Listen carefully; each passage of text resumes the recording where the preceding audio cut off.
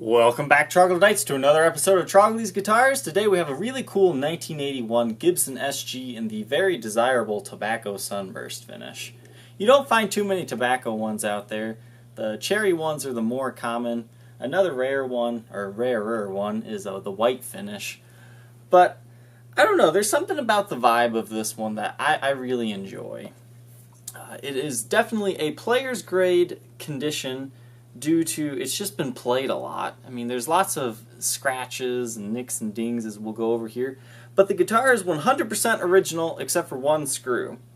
We were missing one of these pickup ring screws. It's this one that has been replaced, but I took this one from the back plate right here, so that is the original screw. This is the replaced screw. I don't know if you can tell, but that is actually a gold screw there. But instead of putting the gold one on the front, since it sticks out a little bit more, I just put a more aged one on the front. But besides that, you got your stock tarback pickups, you have your German-made bridge, tailpiece, original knobs. You know, this is a no excuses example, well, except for the one screw. But that doesn't matter too much. The headstock is aged beautifully. I mean, there is some dust that I tried to clean, but once again, it always comes back.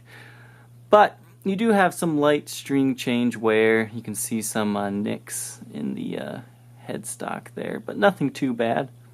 Truss rod works just fine. You got your original SG truss rod cover. And you got a beautiful aging to the lacquer here. It's lightly yellowed, but not like overly yellowed. And it looks like you do have some finish checking kind of on the crown logo there. If that comes through or not, I'm not sure. At the top of the headstock, there is some wear and tear as well. The nut is original, as are the frets and the fretboard. This is a very nice dark rosewood fretboard. I actually treated this 3 times with lemon oil to kind of get it back to where it should be. It was fairly dry when I got it. This has definitely been a player's guitar. The frets are worn very flat. They don't have much of a crown to them anymore. But that actually makes it really easy to play this guitar, you know, if you're doing a lot of slides. I mean, you can do this all day. It doesn't hurt, because sometimes you got those speed humps that'll like bend the note flat or sharp. But this guitar, it's really easy to play. I will say, if you like doing, you know, bends and whatnot, it is a little bit harder to get, you know, onto the note in the fret, but it is still possible to bend. But this, I really feel like this is a really good jazz guitar, because it's really easy to play, you know, legato style. As long as you're not, you know, wanting to do lots of crazy bends, this guitar is good. The frets do show some wear. They have been leveled and crowned probably quite a few times. You might be able to get one more out of them before having to replace the frets. But if you like that low fret profile, this is a perfectly fine playing guitar. I actually really enjoy it. Humbuckers are the stock tarbacks. You either like them or you don't. I think they're fine sounding pickups, but I mean, that's up to you if you want to replace them or not. They do function just fine. And there's quite a few, you know, nicks and dings on the body of this one. I'll just kind of shine the light so you can see them. I mean, lots of dings in the, you know, the comfort cutaway kind of area there. And lots of, you know, like swirling scratches. I mean, you could maybe polish that out if you're good at polishing, but I've just come to accept the fact that I'm not very good at polishing guitars. Most of the times they end up looking worse than they did previously. But the side of the guitar, it almost looks like somebody took steel wool and wore it down. So I'm guessing somebody had like an abrasive pair of jeans on the sides here, mainly in this area. I mean, you've got some nicks and dings in the side area there as well. But what is beautiful about 80s SGs is the input jack is on the side. That's why I love 80s SGs. They finally got it right. No more, you know, splits from hitting your input jack lead. So I love 80s SGs for that reason. You can see you've got those dings there, and you've got some wear on the bottom. Looks like that might come off, but you do have some dulling to the finish. But original strap buttons yet. Got a ding there. I mean, it's a player's grade guitar. You also have that dulling on this side as well, so I don't know, maybe you had an abrasive shirt. I'm not sure what's going on there, but it is some very light wear and tear. No breaks, cracks, or repairs, so no heel garbage or headstock garbage to really worry about. So, I mean, this is a really great playing guitar. Back to the headstock here, serial number is 82651535. You can see a little bit better now the wear and tear to the top of the headstock, but once again, no breaks, cracks, or repairs. You still got the Schaller-made Gibsons on this year. I think it might be 82 or so that they start phasing these out. You've got some wear on the volute, but nothing to really worry about. And there's quite a few light nicks and dings on the neck. I mean, once again, this is a player's guitar. Don't get this one for your collection, but if you're getting one, to be gigged every night, this is your guitar. Definitely has that infamous 60s profile to it, nice and thin and fast, even up and down the neck. I mean, when I first got this guitar, I won't lie, I was thinking the frets, I think they're a little bit too worn, but now that I've actually, sat down with the guitar and played it, it is a really nice playing guitar. I mean, once again, the bends are a little tough, but they're not impossible. I guess something I forgot to mention there are some very light divoting into the fretboard, but not a lot. That is caused from guys' fingernails. Back of the body is also in worn shape, as you can see here. Nothing, incredibly bad. I mean, you're not trashing the finish. If you hold it at the right angle, you don't see anything, but once you get into the light, you see all the smears and the scratches and whatnot. And obviously the wear and tear onto the side of the guitar. But overall, I mean, this is player's grade because it's been played.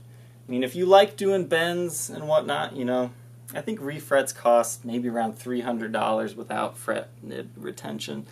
So you might have to invest that into this guitar, in like 5 to 10 years. Or if you like bending notes a lot, you might want to do it sooner. But overall, I'm very pleased with this guitar. My last 80s SG was a bit of a letdown because usually they're always great, but that one, it felt a little stiff. This one definitely feels a little bit more alive and has, some spunk. Do a quick blacklight test here. You can see there's a little bit of a scratch there by that tuner that broke the finish, but overall nothing too bad. A lot of what you're seeing is shadows. The body is good, as is the heel. I mean, that's where you need to check, is right there, because that's where SG's split. But we don't have any evidence of that, thankfully. But you do have some light lacquer wear and tear, as you can see where it's not green. Original knobs, all that's good. Here you can see the wear on the top of the headstock, as well as the serial number. And I think something I forgot to go over is there is a little bit of a stand hanger rash on the sides of the neck here, as you can see. But no breaks, cracks, or repairs, thankfully. Just quite a few light nicks and dings from average playwear. But I can't say enough about how nice this guitar plays. You've got some wear there from a strap. But, nothing too bad. This one weighs 7 pounds, 4.8 ounces, so it's definitely a very nice weight. While the guitar is all original besides that one screw, it does have a replaced SKB hardshell case. The cases that these 80s SGs came in sometimes, if it was the more flimsy non-chainsaw ones, they're not very good. So this is definitely an enhancement. I would say this case is just as good, if not better, than a chainsaw case, because you have the 4 TSA latches, which are not going to break like the chainsaw ones can sometimes do. But I really like this case. It's a very, very tight fit, so I'm definitely glad it has at least a good case with it. You do have the case key. I mean, it smells fairly new, so no bad odors to worry about. And it's in good shape. Just to give you an idea of how snug it is, this is me trying to move it up and down and side to side. It doesn't move. In fact, if you don't angle it in just perfectly, it won't even go in. So this is a very snug fit, and that's a good thing. The headstock has perfect clearance. Today we will be demoing through a Marshall JMP 1C 1-watt tube amplifier.